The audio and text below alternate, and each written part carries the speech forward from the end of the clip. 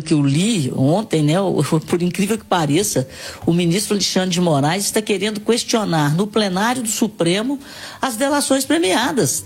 Delações, inclusive, que ele usou no processo todo, né, do ex-presidente Jair Bolsonaro. É um angu com muito caroço, e os caroços que estão aparecendo são caroços do mais alto escalão, de nomes de políticos e de nome de figuras públicas que estiveram no comando da nação nos últimos anos. Ô Marcelo da Fonseca, os pagamentos te surpreendem e os nomes te surpreendem? Bom dia pra você. Bom dia, Eustáquio, bom dia, amigos do Conversa, bom dia a todos os ouvintes. Não surpreende e mostra uma estratégia do Daniel Vorcaro, né, o banqueiro do Banco Master, de tentar atirar para todos os lados. Ele buscou apoio político em vários partidos. O Vorcaro não tinha ideologia, né? Ele teve nomes próximos ao presidente Lula, né? Do PT da Bahia, o ex-ministro Guido Mantega, e também nomes próximos ao ex-presidente Jair Bolsonaro, né? O Fábio Weingarten era um assessor muito próximo do ex-presidente. E principalmente nomes do Centrão, daquele Centrão ali no Congresso que consegue, de forma bem articulada, barrar projetos, impedir que investigações avancem. Então o Vorcaro parece que ele conhecia muito bem como que o jogo é jogado. E eu fico impressionado realmente como que o tanto de escritório de advocacia que ele contratou. Né, pagou 80 milhões para a esposa do Alexandre de Moraes, pagou 10 milhões para o escritório do Temer, pagou mais 12 milhões para o escritório do Antônio Rueda, presidente do União Brasil. Ele contratou pelo menos uns 6 ou 7 escritórios de advocacia de políticos ou ex-políticos que têm influência em Brasília. Então ele já mirou exatamente essa proteção política que a gente sabe como que funciona, que é uma pena. Agora, a Rita citou um ponto que é estarrecedor. Antigamente a gente via algumas ações políticas, mas alguns ministros do Supremo, eu acho que eles tinham vergonha de tomar algumas decisões. Eles articulavam nos bastidores, conversavam nos jantares, nos encontros de noite, escondidos. O Alexandre de Moraes não, parece que ele perdeu totalmente a vergonha de atuar politicamente. O que está acontecendo essa semana? Ele pegou um projeto do PT, um pedido do PT, que estava há 5 anos parado, desde 2021, que questionava as delações premiadas. E exatamente agora, em que o Vorcaro está negociando o processo de delação premiada, em que ele é um potencial alvo, né, dado todas as informações que nós temos até agora, e o Alexandre de Moraes pede para que essa ação seja julgada rapidamente no plenário do Supremo. Então, assim, ele não tem nem vergonha mais de atuar para tentar influenciar todo o processo. Não sei mais, né, os defensores do ministro Alexandre de Moraes, não sei mais quais argumentos. Ontem, até vendo a entrevista do presidente Lula, eu acho que mesmo os aliados próximos já viram que ele não tem mais nenhuma condição de permanecer no Supremo Tribunal Federal. E para você, William Travassos, esses pagamentos surpreendem, os nomes surpreendem, os valores são exorbitantes, houve o objetivo mesmo de comprar o meio político e o meio jurídico? Bom dia. Muito bom dia, Eustáquio Ramos, bom dia, bancada, bom dia os ouvintes da Itatiaia. Nós estamos repetindo o mesmo erro. A gente está caindo numa armadilha agora, a sociedade como um todo. O que está acontecendo? Na Lava Jato foram 33 partidos envolvidos, acho que mais de 50 políticos não conseguiram se reeleger.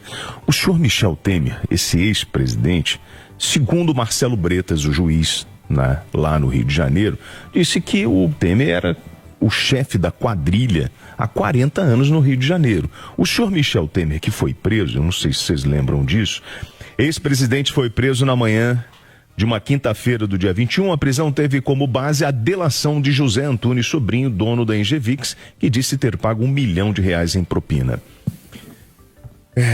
A gente está misturando o que é crime com o que é imoral. E isso é um problema. A Lava Jato agiu desta mesma forma. Ela pegou o que era imoral e tentou transformar em crime, extrapolou os seus limites, e o caminho que a gente está traçando é esse: o vazamento de informações seletivas, um grande espetáculo chamando a atenção para uma possível corrupção envolvendo milhões de reais com troca de favores, com como é que a gente diria, aquela interesses pessoais para conquistar pessoas, para conseguir apoio político. E no fundo a gente está esquecendo do maior crime, que é a lavagem, ou melhor, é a pirâmide financeira. E esse foco é importante. O principal foco é o dinheiro. né? Chegar ao Alvorcar ou ao banco e depois a gente desce. Mas a gente está recebendo esses vazamentos de informações, como aconteceu na Lava Jato e não deu em nada. Sabe por quê? Porque a gente se atropelou, a gente perdeu a mão nesse enfrentamento. É vergonhoso você imaginar que esses escritórios, e as justificativas são incríveis. Em 2 anos nós recebemos 80 milhões, uma espécie de consultoria. Vai pro mercado. A prática no mercado não é essa, gente. E eu vou falar, ontem eu chamei, esse Vorcaro é um trouxa. Sabe por quê? Ele não sabe nada. Porque com o valor que ele pagou esses escritórios, ele montava o maior departamento jurídico dentro do banco dele. Por que ele pagava 80 milhões para um, 10 milhões para outro e não investiu? Vou montar um departamento jurídico. Quanto o senhor ia gastar? O senhor foi um trouxa, então, né? O WT é inocente demais. Não, isso não tô querendo falar. Não, perdão. Às vezes eu fico impressionado. Mas peraí, departamento jurídico do crime? Mas, gente, eu fico tentando entrar na cabeça do WT. É inocente, é inocente. Não é inocente, falou gente. Aqui agora que a Lava Jato pegou o imoral e transformou em crime. Ô, gente, mas só o ministro da Fazenda do Lula devolveu 200 milhões. Você não tá entendendo. Agora o WT está dizendo para montar um departamento jurídico. Você pode contratar os melhores advogados do mundo que não resolve. O que resolve é o Robson. Você tem que contratar a pessoa certa. E é o que eles fizeram. E fazem.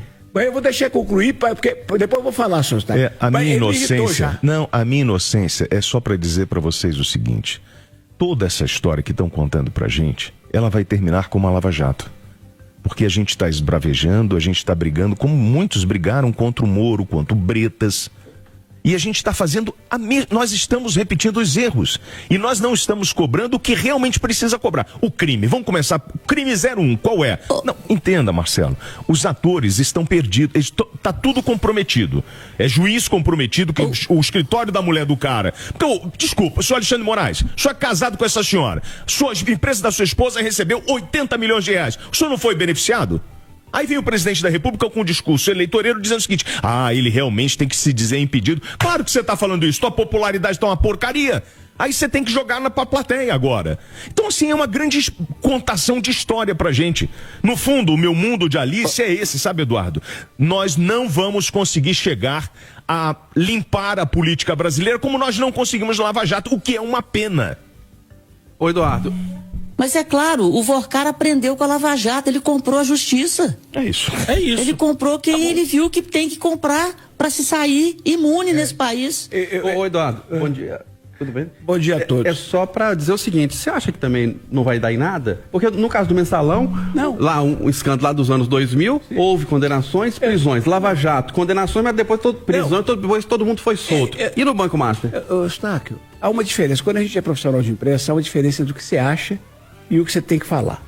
O que eu acho, como o Marco Aurélio, que é um criminalista que está falando aqui agora, é: vai dar em nada. O que eu tenho que falar é que vai dar sim. Eu tenho que ter fé. Eu tenho que ter esperança, ainda que eu seja um idiota.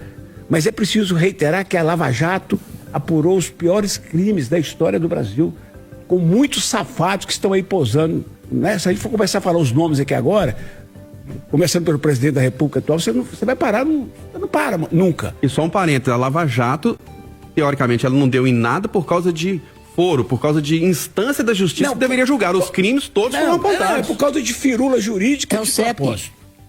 Firula jurídica de propósito. Agora vamos para os episódios de hoje. Surpresa zero.